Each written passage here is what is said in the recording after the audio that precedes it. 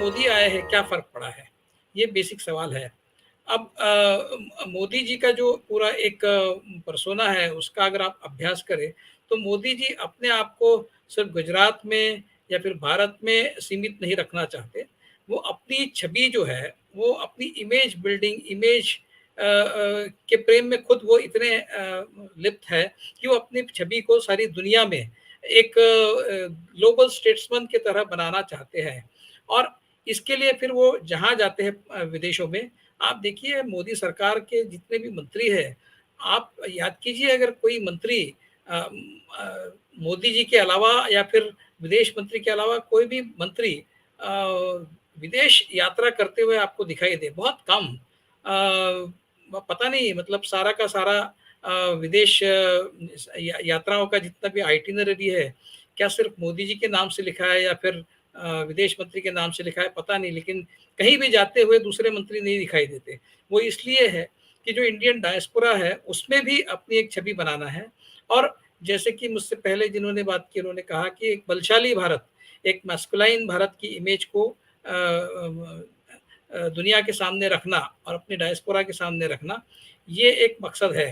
अ, अभी अनिल जी ने जो बताया वो बहुत इंटरेस्टिंग है। जो लोग यहाँ से पहले से जाते हुए हमने देखे हैं, वो ज़्यादातर समाज के ऐसे तबके के लोग हैं जो प्रिविलेज क्लासेस से सदियों से प्रिविलेज क्लासेस से आने वाले लोग, वो पहले वहाँ जाते रहे क्योंकि उनको वहाँ पर अपने लिए बेहतर अपॉर्च्युनिटीज़ दिखी।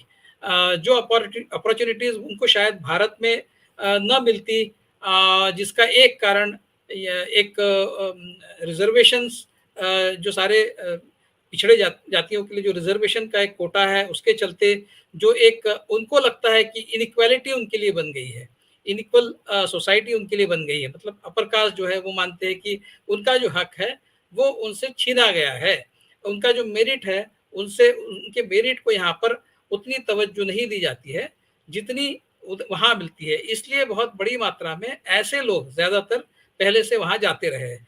तो बहुत ही स्वाभाविक है कि वो लोग अपने आप को बीजेपी से जोड़ के दिखे, क्योंकि बीजेपी और संघ परिवार जो है वो प्रिडोमिनेंटली एक अपर कास्ट को अपील करने वाली पार्टी, एक अपर कास्ट को अपील करने वाला ऑर्गेनाइजेशन है।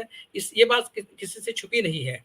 तो जब मोदी जी विदेश जाते हैं तो आप देखिए, इसका पूरा क्रेडिट आप मोदी जी को मत दीजिए।